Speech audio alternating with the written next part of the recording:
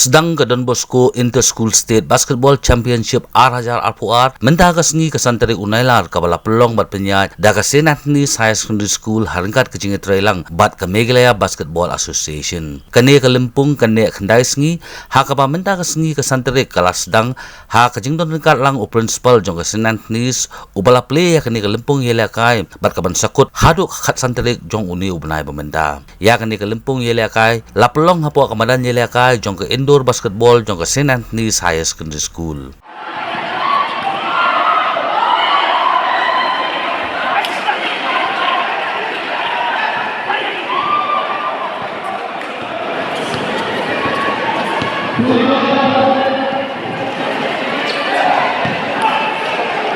Senior Bosco and second half plays.